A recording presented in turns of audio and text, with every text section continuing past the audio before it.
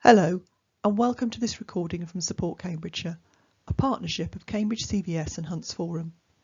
This module is one of several short recordings we've developed to help people who are considering setting up a charity to benefit others in their local community. This session looks at setting up a bank account and putting the necessary financial controls in place. There are guidance links in the transcript you'll find alongside this recording. If you're an independent group and regularly need to manage funds, your group will probably need its own bank account. You're also likely to need one if you want to apply for grants.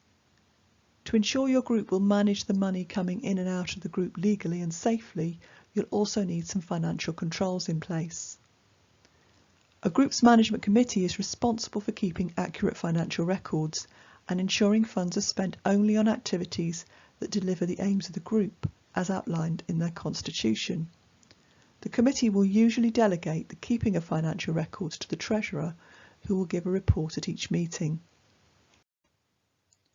As already mentioned, responsibility for finances rests with the committee, and for small groups the key tools to ensure good financial control are a well-managed bank account, a financial controls policy, an up-to-date record of receipts and expenditure, and a budget for a defined period, typically 12 months.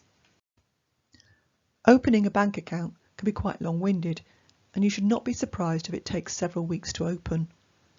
There are more options available for registered charities, but unregistered community groups can also open accounts. Free community accounts are usually found in the business section on bank websites, and it can be an advantage if one of the potential signatories is an existing customer. Here are some things to consider when setting up your bank account. Make sure the bank is regulated and is covered by the Financial Services Compensation Scheme, and that there is no fee for banking with them so long as you remain in credit. Think about what sort of account you need, a current account with instant access, or do you need a savings account? Do you need a debit card? Check if the bank has a minimum balance requirement, a maximum turnover, or limits on numbers of transactions. Do you need to have physical access to your bank, taking in cash? There's increasingly an issue with so many banks closing branches. How will you authorise payments? Can you set up a dual mandate where the bank requires 2 signatories on each transaction? Are the bank's ethical policies important to your group? Do you object if they do business with particular industries? Are the potential signatories all eligible? i.e. not declared bankrupt or convicted for fraud and prepared to share a lot of detailed information with the bank?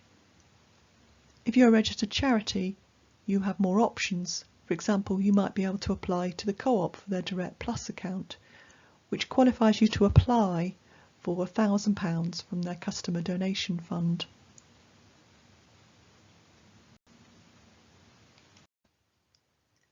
Here are some tips for setting up your bank account. Clarify what ID the bank expects people to show them. The bank are likely to want to see photo ID and also something to confirm addresses. Most applications have a time limit, so make sure all the people involved are able to respond promptly to requests for information. Make sure you're complying with your own rules. And make sure that you have all the information the bank needs available. They will usually want to see a signed and dated copy of the Constitution and signed minutes that agree to the bank account being opened. Financial controls are put in place to ensure you keep to the rules laid out in your Constitution, prevent fraud, avoid mistakes, and help you prepare your annual accounts.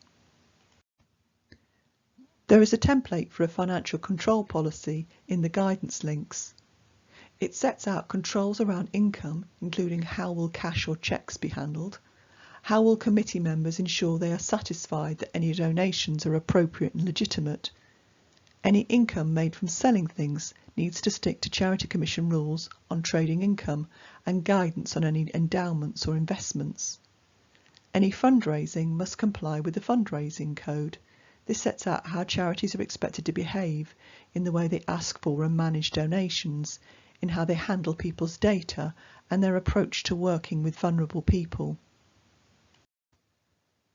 The financial control policy describes how your bank account will be managed, i.e. payments should be authorised by 2 signatories, debit cards should be kept securely, Bank accounts should be checked, reconciled against statements monthly, and the Treasurer should present a report at each committee meeting. It outlines how invoices will be raised and authorised, and how expenses should be paid, and if you have it, how petty cash is managed. Are there any reserves that need to be built up to meet liabilities? Should you lose some funding or have to close? For example, if you lease an office, how much notice are you required to give? You should ensure the money is set aside, i.e. restricted in reserves for this. The policy will also stipulate how you record any assets so they are well managed, such as equipment belonging to the group. Financial controls also put in place safeguards to manage risk, such as measures to minimise cybercrime and fraud, for example using a password manager and setting up a transaction alert on electronic banking.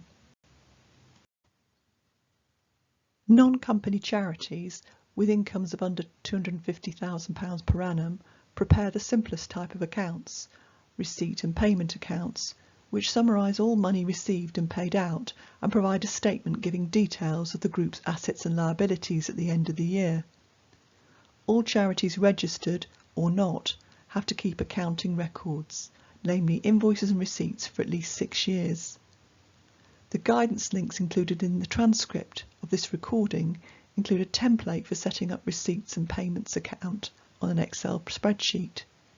You can see that it lists 2 types of fund: unrestricted, which are funds available for running the organisation, and restricted, which are funds which have been ring-fenced for a particular purpose, in this case a grant to run a coach trip.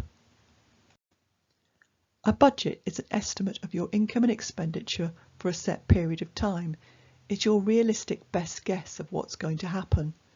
It isn't set in stone, and it will be adjusted as necessary with the agreement of the committee. The example shown here is a very simple budget, but for organisations with more activities, you might want to split costs into fixed costs, where the costs are the same regardless of what the group does, for example rent, website hosting and insurance, and variable costs which will depend on what the group chooses to do, such as promotional costs. You might also want to plan the income and expenses out for each month. This will help to ensure that you always have enough cash to cover your outgoings.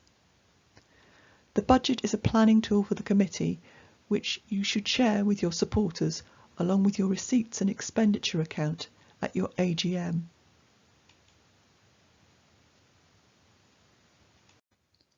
To summarise how you maintain good financial control, put a financial controls policy in place and make sure everyone follows it. Prepare a budget to plan ahead. Check your bank account against your statement monthly. Report on receipts and expenditure at each meeting, and report to your supporters at your AGM. We hope you found this recording helpful, and if you would like to contact us, please do so on info@supportcambridgeshire.org.uk.